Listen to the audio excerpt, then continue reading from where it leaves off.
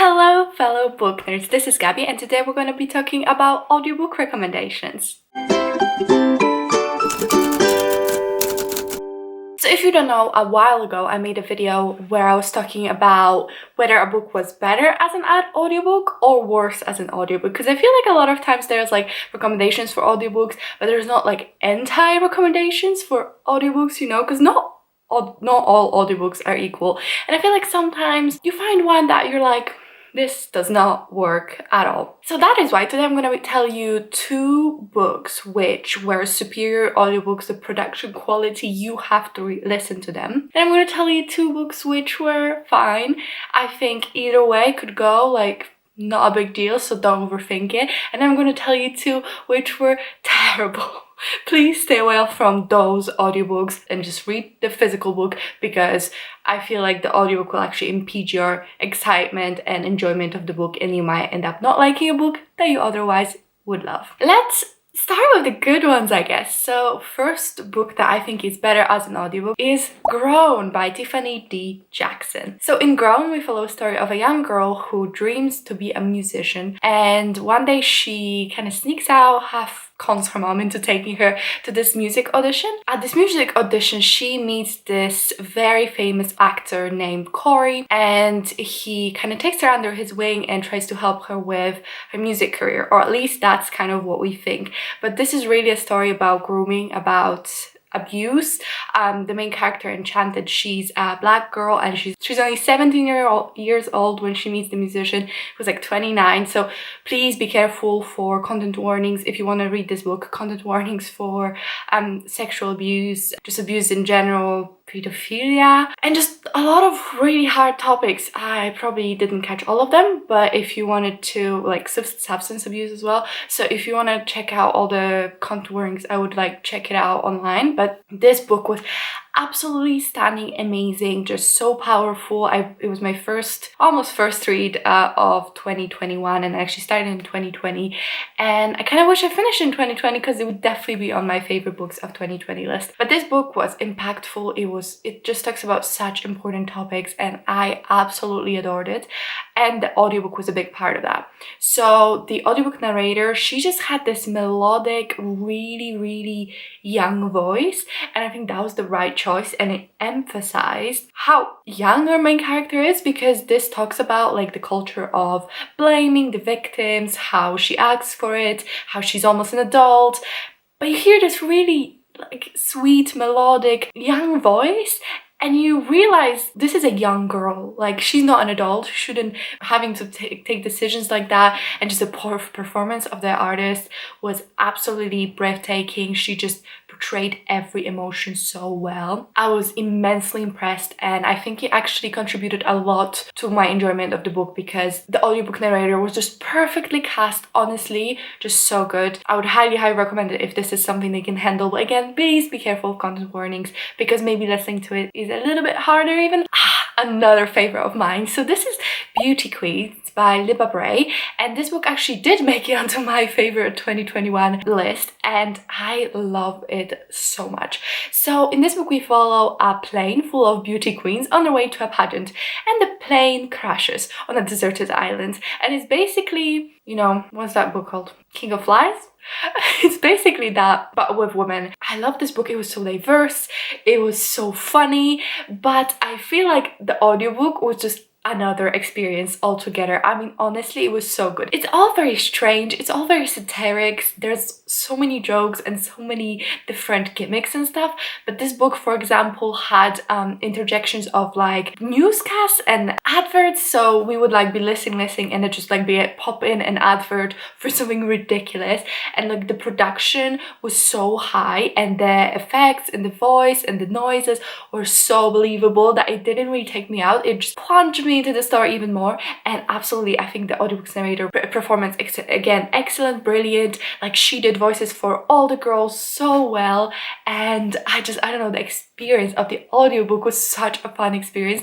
That's, I think, what why it was so high on my favorites of 2021 list. I don't know, it was so good. I mean, honestly, it was just so good. Maybe it was my surprising books. I don't know. Anyway, I did love it, and I'll shout it from the rooftops. But listen to the audiobook. Honestly, it enhances the experience so much and is wonderful. And now we have to the either way could go. Either way is good. Either way, you could listen or read. You probably be happy. So we have The Final Empire by Brandon Sanderson, all the whole Mistborn trilogy. I've listened to the first 2 books of the Mistborn on an audiobook, and I'm going to listen to the last one. So in Final Empire, we followed this world where the Dark Lord won. The evil guy, the bad guy won, and the world has been plunged into darkness.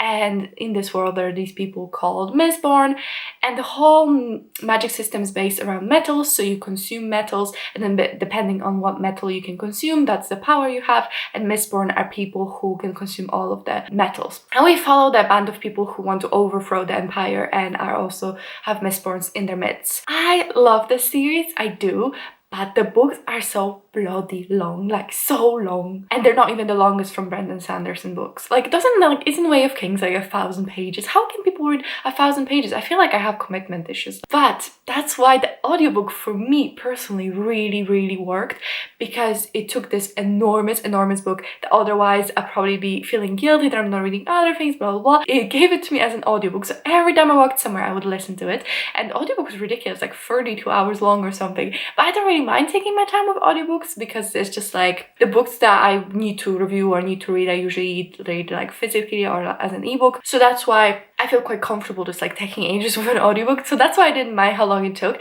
So that's why I would say that either way is good. If you are scared of the length of it, but you maybe don't mind listening so much, then I would totally pick it up. For me, it really worked, and I definitely want to continue his books in this format, at least for now. I think the performance was really good. Like, it wasn't as outstanding as the other ones, or it didn't enhance the story the same, but still the performance was really good. The value of production was really good. I have absolutely no complaints. Actually helped me finish the book quicker. So I would say either way, you're golden. Next up, we have The Prior of the Orange Tree. And again, this is a book that I think you could go either way. The reason why I added it here as well is because I wanted to talk to it for the same reason I wanted to talk to both Final Empire.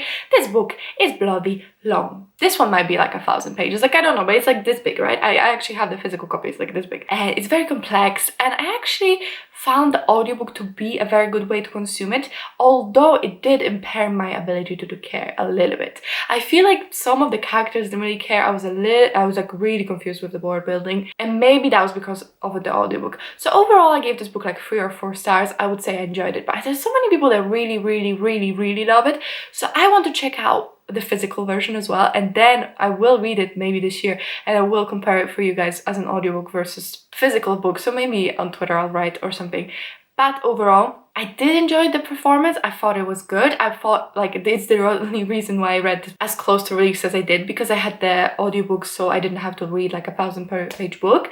But sometimes it can get a bit confusing with all of the names. I didn't even tell you what it's about, did I? So Prior of the Orange Tree, it's a very complex high fantasy. It's actually a fantasy standalone, which is quite cool, and it's by Samantha Shannon, who's also the author of The Bone Season. And basically we follow this kingdom, and these dragons are like reawakening, and it's a fight for the kingdom's right. It has LGBTQ representation, a lot of complexity, and quite a cool magic system, but I don't remember much about it. Oh well, I'm sure you're all running to read it after I told you a brilliant synopsis. Now we know what we can read as an audiobook. Now let's find out what we really shouldn't read as an audiobook. So the first one on my list is actually We Hunt the Flame, and this is for reasons very similar that I mentioned in Prior of the Orange Tree. So anyway, We Hunt the Flame, we follow our main character, who's a woman who's also a hunter, and her village has been plunged into like famine basically, so she had started hunting in the woods to support them, and it's actually illegal for women to be hunters, but no one knows that she's a woman because she like dresses a man, and her fame kind of goes to the king, who actually needs a hunter to go and like kill a monster or retrieve something, I don't remember.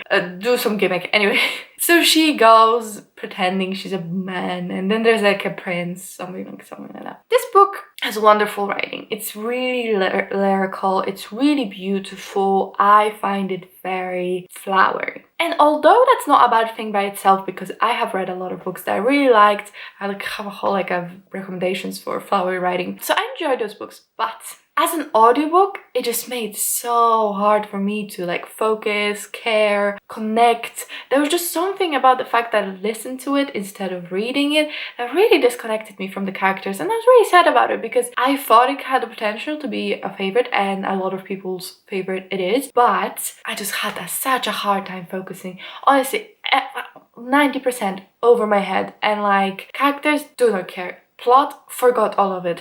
I don't know what it was. I'm 90% sure it was the audiobook. I think Nicole was the one that said that she listened to it and could not connect, and then she reread it and she actually did enjoy it either way.